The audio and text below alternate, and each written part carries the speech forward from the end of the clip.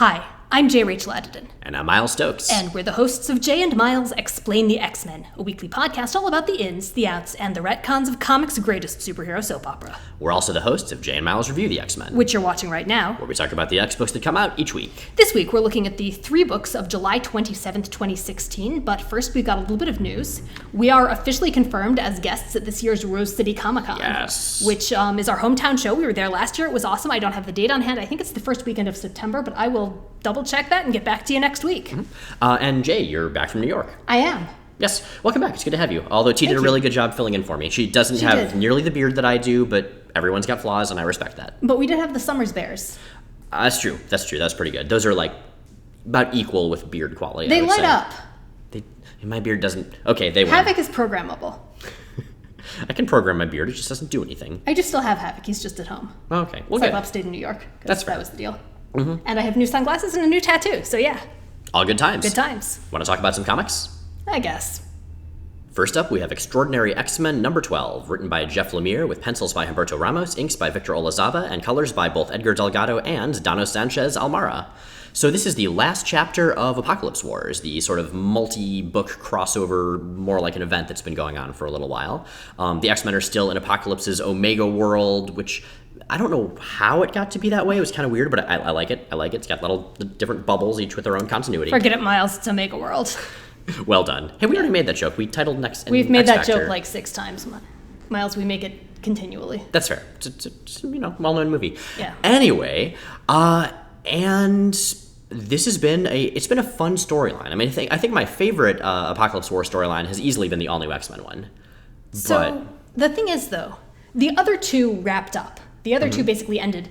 This isn't the end of a storyline. This is the end of the first arc of a longer storyline. Well, it's the end of Apocalypse War specifically, but certainly a lot comes out of this. This very much sets up what's going to happen next. And I gotta say, the direction that things seem to be going, like the plot lines that are in motion, make me really look forward to what's going to come next. So, I mean, specifically, we've had the plot line with the X-Men and some of the younger, now promoted X-Men in 1,000 years in the future, and Colossus is one of the horsemen of Apocalypse. He's war, I think. And then we also have Illyana Rasputin, Magic, trying to figure out what to do with her young ward, Bruce. I was going to say Dick Grayson, but then I messed up the name, so that the joke's ruined. I'm so sorry, listeners. Sapna, age 12, and she ties her to a radiator, and she has to hunt rats, and then she kidnaps her. And Does Batman actually tie him to a radiator in that? I assume so. I haven't actually read All-Star Batman and Robin the Boy Wonder. I just remember the part where he paints the entire Batcave yellow to mess with Green Lantern. Hi, Katie. That certainly was a series. So Frank Miller. Yeah, it happened. Yeah, wow. It's a thing. Anyway, that very much aside, we have Illyana Rasputin trying to figure out what to do with her young charge, who it's becoming clear has this kind of evil destiny herself, which of course... Or May. My money is on a red herring. My money is on someone trying to play Illyana. It's possible, yeah. But that's a good plot line for Illyana, because we've seen her struggle against her own darkness, but to see her struggle against that in someone she cares about, that she's sort of in charge of, that is a good move. Especially someone she feels responsible for. Yeah, totally. So go ahead. So going back to Apocalypse Wars, I mean, this book kind of crystallizes my objection to the event. I think in general it was cool. It was neat that the 3 stories didn't really interrelate, that they each got to do their own thing. This feels like an artificial ending. Like I said, the story doesn't really end here, and it just feels like a very, very arbitrary, nominal conclusion to something that's still ongoing. Right. Well, I mean, they left Omega World, but I actually really like that. That kind of reminds me of the old days of X-Men, where you'd have storylines, sure, but like everything would bleed into everything, and the next storyline would already be set up by like 3 plot lines that had been running for a year by that point. And we're starting to see that, and that kind of deftness, if Lemire can handle that, and if he can continue writing the characters just a little bit better each issue, I think the series is going to work a whole lot more for me. Well, and if he can sustain it in the inevitable series of upcoming crossovers and against whatever's coming after Death of X. Oh boy, yeah, we really can't catch our breath these days as comic fans, can we? At least the X-Men are mostly out of Civil War 2, except for the miniseries, so whatever. I want to talk about the art in this book. So this is Humberto Ramos, and Ramos' exaggerated style, sometimes it really works, sometimes it really doesn't.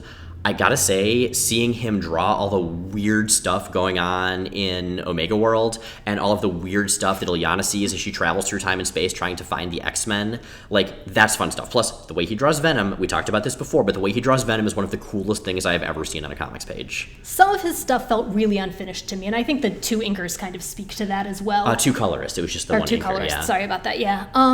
But I love his huge, weird, lumpy Colossus so much. Especially when he's in his horseman form and he's even like more exaggerated. Yes. It totally works. Yeah, there are characters. I mean, Ramos's style, and Chris Bachalo is a lot like this too in a lot of ways. And I think there are a lot of artists who are, where there are characters who work better and worse for his style. You get the same thing with writers and voices. Yeah. And Colossus is one of the best, is one of those characters who I feel like could have been designed for Ramos to just have a blast with. Completely agree, yeah. Well, another thing I really like about Ramos, it's a little thing, but Storm's got her kind of mohawk going on these days, and he draws the very, very short buzzed hair on the side of her head. And it's sort of a little messy where it hits the longer part, like she couldn't quite get it to line up. I have that problem right here between my beard and my hair, like where the sideburns would be. So I get it. And that was a nice little touch. Yeah, right there. no, that's definitely a thing. When I had a mohawk, I would start buzzing it, and I would realize that I couldn't get the back even, and I would call Indy to come over and help me finish because he was living like 2 doors down at the time. Neighbors are great. I owe him a lot for a lot of last-minute hair emergency fixes. One last thing I want to talk about in this issue. So we've gone really back and forth on the way Lemire characterizes many of the characters. Yeah. Specifically Storm and Nightcrawler, and both have important things happen here. Nightcrawler at the end of last issue basically killed Apocalypse to hopefully fix things, which ended up being a bad plan. And Storm, she's been not the take charge, passionate leader that we're used to so far. And in this, I don't know, they each seem a little bit more defined, but what's your take? I really don't buy Nightcrawler's shiny new bloodthirsty personality. Like, I bought him killing Apocalypse. I was cool with that. The lengths he goes to defend it here, and the screw it, let's just kill them all stuff he's got going on, no. Yeah, he's not buying it. He's a damaged dude. He's been through some stuff earlier in the series, but I'll agree. It seems forced. It doesn't seem like a logical evolution. It seems kind of abrupt. But I don't know. The more take charge Storm we've seen, like the Storm where her emotions and her logic and her pragmatism are all full force, that I think Lemire has been hitting a lot better. And given that she's the most important X-Men character, in my opinion, of most of the characters, that's good. That's a really good move for a book like this. It does kind of harken back to the mid-late 80s period when the X-Men just kind of wanted to kill everyone for a while. Oh yeah, that was bad times. Poor Havoc, he came into the team at that point. Poor everybody. Like, no one was really happy during that era. It's true. Maybe Warlock occasionally. He just didn't know. That poor dear child. Next up is X-Men 92 number 5, written by Chad Bowers and Chris Sims, with art by Corey Hamsher and colors by Matt Milla. So this is a one-shot following the wrap-up of the Darkhold arc. Oh, all the vampires. So many vampires. And this is also our first Scott and Jean story of the ongoing, because while the rest of the team is running around Westchester fighting vampires, fighting the Danger Room, enacting terrible occult, acts with massive repercussions, Scott and Jean are off in Alaska checking out life as not superheroes. And I forgot to say at the beginning, give my usual disclaimer, conflict of interest. This book is co-written by my best friend. Do with that what you will. What will you do with that? And man, this issue is delightful. I really like this issue. The art is, Corey Hamsher tries. He is not Aldi Fermanta. I'm not either, to be fair. A few of us are, or Scott Koblish, who was the last artist we saw do much with Scott and Jean. And I really, really don't like Hamsher's Jean, but I like everything else in here. The story is basically, so what all went into here. It's basically all of the adventures of Cyclops and Phoenix.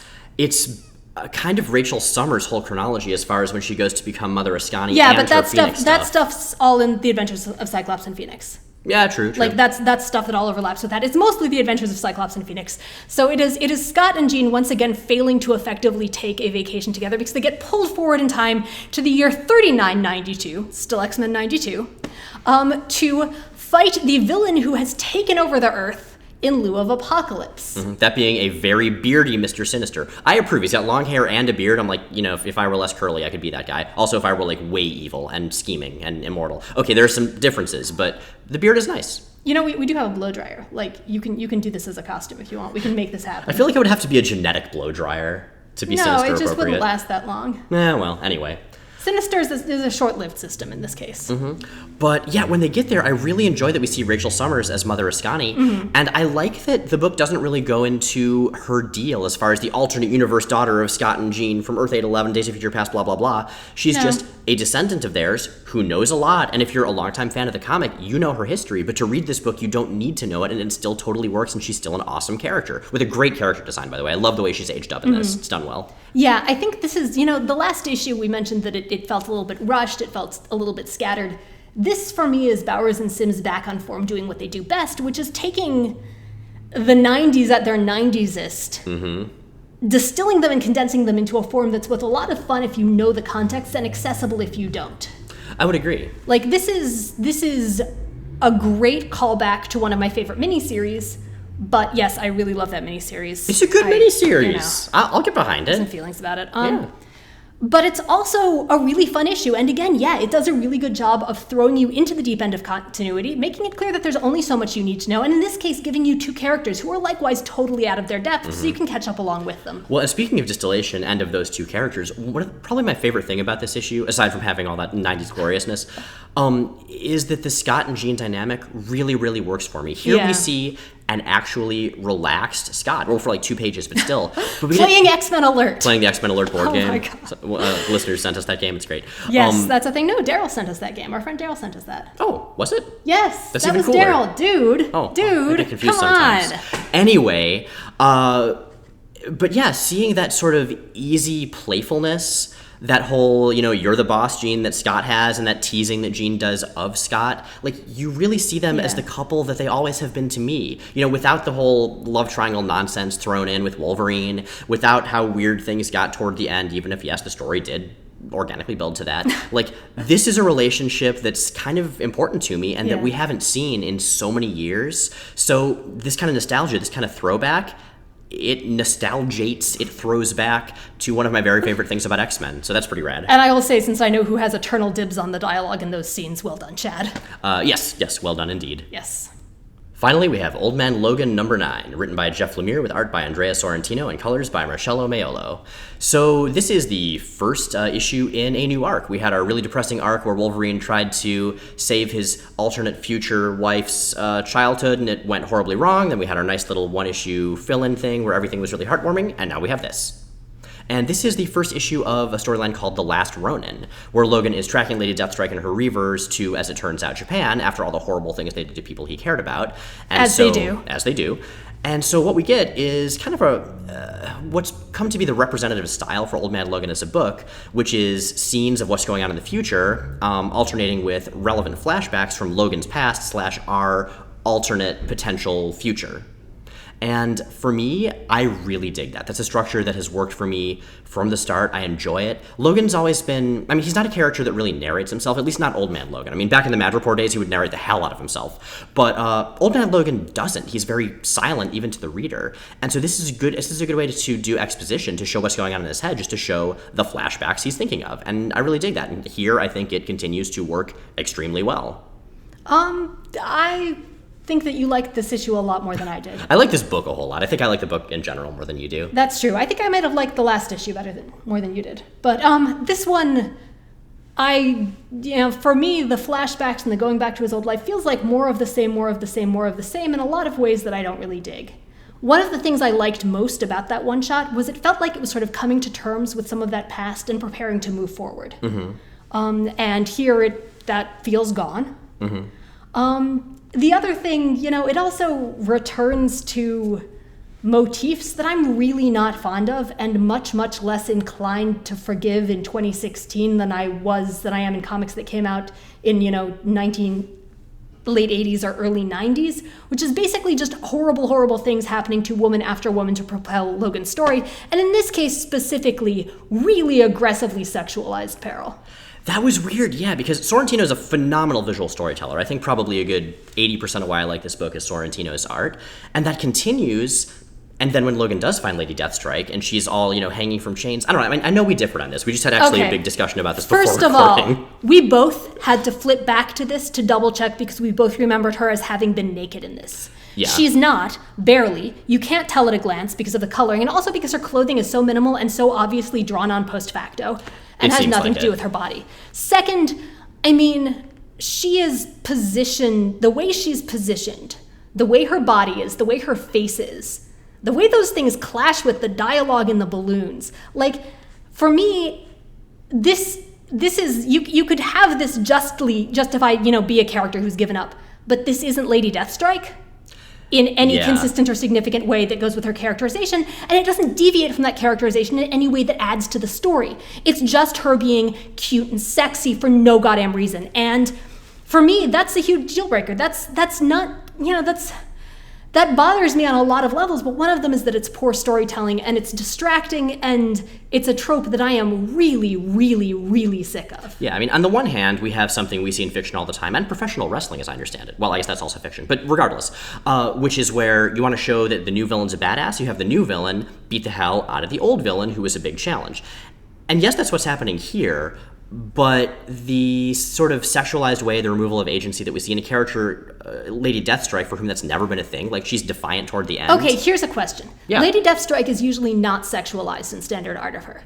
She's drawn with very powerful posture, very powerful body language. She's a very physically powerful character. Can you imagine an artist choosing to draw Sabretooth in that pose and that level of undress? I mean, I am now. I mean, it's you not can, something you can, you would typically you can picture see. it. But Yes. Can you imagine someone making that creative choice and that getting through editorial with a male, with an equivalent male character? I think it's absolutely a okay, thing. let's take a character who is pretty sexualized in comics. Can you imagine an artist choosing to draw Gambit like that if it weren't a self-conscious wink and nod? I can imagine Gambit deliberately posing like that before he was rescued by a female hero in order to manipulate her into sleeping with him. Exactly. But yeah, that kind of it's a removal of agency thing, I think, is what it comes down to. Well, it's a removal of agency and it's a mischaracterization in the name of sexiness. Look, I've gone on this rant so many times. I am pro-sexy. I think sexy is awesome. I think sexy in comics is awesome. When you married me, so. I did. I married you. In your beautiful, luxuriant hair and your tendency to stand such that your tits and ass are visible in the same panel and line. You can't actually do that. You can see my ass if this were a little bit lower. That's not true. Well, I mean, I can, but I'm just looking. It's very nice. Anyway, voluntarily self-objectification aside. Me or Gambit. Which is an important detail.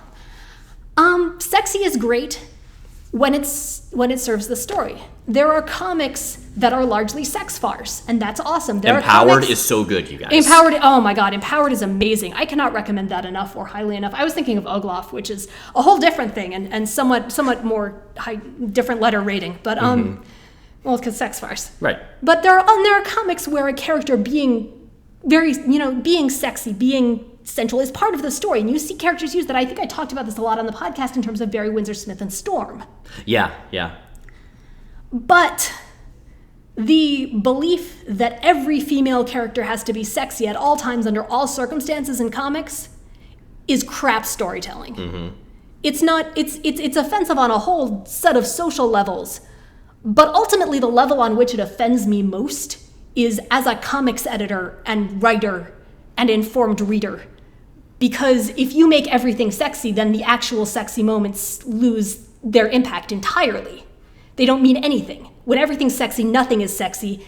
And this is bad storytelling, and it's bad storytelling in a vein that bothers me, again, on a whole lot of fronts. And Sorrentino's not an artist we've seen a lot of that from, and I'm really disappointed to see it here. And that's the weird thing, because, I mean, even in the way Lady Deathstrike was drawn before, she did look powerful and terrifying for the most part. When you see Deathstrike's flesh, it should be as a reminder that there is a human in there, which just makes her that much scarier because she's chosen to abandon her humanity. So, unfortunate. Well, and there are ways to cut a really powerful, terrifying character down, to make them look physically vulnerable, to make them look powerless, that aren't this. Mm-hmm. I don't object to them doing that. Like you said, it's the time-honored, the new villain comes in, beats up the old villain to prove how powerful they are. That's a thing. Mm-hmm. But it's the specific way that it's done here that I object to. So anyway, removing that one page, I think it's a really solid issue. I really enjoyed it. It's very much in line with the series. If you enjoy that sort of angsty, bittersweet melancholy that I so much have in Old Man Logan, you'll like it. That page certainly detracts from it. For me, it did not ruin the issue. I can certainly understand how, for some people, it could. That's absolutely legit. For me, this is still a series that is firing on many, if not all, cylinders, and I think of Lemire's work, of his X work between this and Extraordinary X-Men, this is the book I'm excited about reading when it comes out, every single time. For me, on the other hand, it was the tipping point in an issue I was pretty much already on the fence about. You do you. Okay, so those are our issues this week. Jay, what's our favorite? Our pick of the week this week is X-Men 92 number 5. It's fun, it's a delightful one-shot, it stands alone well, and it highlights a lot of the best of this book. The art isn't quite where I'd like it to be, but there's still a lot of room for it to be pretty high in that. Can I have a backup pick of the week? Yes. It's not something that came out this week, but I finally saw Ghostbusters. Yes, you did. And it's I've so seen it good. Twice now. It's so good. It's so important to me. Holtzman is so important to me. Mm-hmm. That movie is amazing. You should all go see it. You should go see it right now. Whatever you're doing, leave your job. Leave your children. Bring your children. It'll be good for them. Go see Ghostbusters. What's our panel of the week? Our panel of the week is from this week's Old Man Logan. It's actually a 3-panel sequence because panel of the week, as usual, is a misnomer for us because we're just dirty hypocrites. We should just call it Art of the Week. But panel of the week has such a good ring to it. Well, regardless, it is this week's sequence of panels right here. We talked a little bit about how the structure of Old Man Logan, in terms of the flashback, flash forward, whatever, is very show, don't tell, but the art itself often is as well. And so right here, knowing as readers that Logan is both trying to disguise who he really is from this woman he cares about, and also trying to not be who he used to be after all the horrible things that have happened because of his powers and his superhero associations. It's just such a powerful, quiet moment, knowing what he could do but doesn't, and Sorrentino just does it so concisely and simply and perfectly. Yeah, it takes a really accomplished artist to make the story about what's not there. Exactly. We actually have 2 runners-up for panel, or at least Art of the Week this week. One of them is actually one panel. Yes. The other is the cover to X-Men 92 number 5, because it's really delightful, and it's basically an old-school Excalibur cover. It is, yeah. I just took notes on Excalibur number, I believe, 9. Spoiler, we're doing Excalibur for the next episode. Yeah, well, we're recording it next. Yes. Yeah. Which is all of it's the characters in a museum being looked at by reptile tourists, long story, and it's most of Excalibur kind of collapsed on a pedestal that says Excalibur. And then it's Captain Britain embarrassedly changing into his old red jammies outfit as the tourists watch him on a pedestal labeled Captain Britain. And it both tells you what's inside the book and is also a funny, like, draw you in piece of art on its own. And that's exactly what we have here. Yeah, this is absolutely charming, and I love it. And I still love so much that they got David Nakayama to do covers for this. Wonderful. It's the guy who did the covers to all of the old 92 VHS tapes. So perfect. And you also finally, were we've got one more. Do you want to do the last one? Okay, so we actually don't want to actually show this in full because it is the last page reveal of New Avengers number 14 out this week. But I will say, Uncanny Avengers, if you were going to read an Avengers book for X content, has more X content, but New Avengers has more X, I can't believe they did that moments, and this is no exception. This is a really fun book by Al Ewing. We've been enjoying the hell out of it, so recommended to check it out, but right now would be a fun point to jump on for old school X readers. Yeah, if you're a fan of the OG New Mutants, this is a book that will give you a lot. And this is in particular a page that will give you a lot. That's it for this week. Thanks for watching. If you like what you've seen here, but think it would be way better without our faces, check out our podcast, Jay and Miles Explain the X-Men. New episodes go up every Sunday at explainthexmen.com, also on Google Play, iTunes, and Stitcher, and I believe I am actually gone for the next episode. You are indeed, thanks to the miracles of time travel, which is to say we record episodes a week before they come out. It's going to be me and now 3-time guest co-host Elizabeth Alley talking about the very strange miniseries New Mutants Forever, which is 2010 Chris Claremont's take on what he would have done back in 1987 if he'd stayed on New Mutants. There's Nova Roma, Selene, some really weird continuity stuff going on. It's interesting and strange, and I think you will like the episode. I like that you called out weird continuity stuff as something specific to this episode. But, especially weird. Seriously. That podcast, these video reviews, and everything at explainthexmen.com are brought to you by our Patreon subscribers. We're an entirely listener-supported project. That's what keeps us on the air and ad-free. And if you want to join the fine folks who make that possible, then you can do that, which you should, at the link either above or below this video, depending on where you're watching it. In the meantime, we will see you next week. Excelsior, keep the peace, enjoy, stay safe, and all that good stuff. See you then. Hope you survive the experience. So seriously, can we just talk about Ghostbusters forever? I feel good about that. And how it's amazing, and the scene and the action scene with the guns and the non-sexy. You don't see that, yeah. She's just being a badass, and like there's no skin or silhouettes. She's not sexualized, and she doesn't die, and they all like each other. Right. And the conversations, and the way that every single guy who is a jerk, like the specific words, and the guy who talks about her outfit, and everything. So there's this thing that people keep saying about how Holtzman's not sexualized. I'm not saying she's not sexy because she's incredibly sexy, but she's not sexual. I feel she's sexualized for a different gaze than the standard gaze. You keep on using that word gaze. That may be relevant. To my gaze.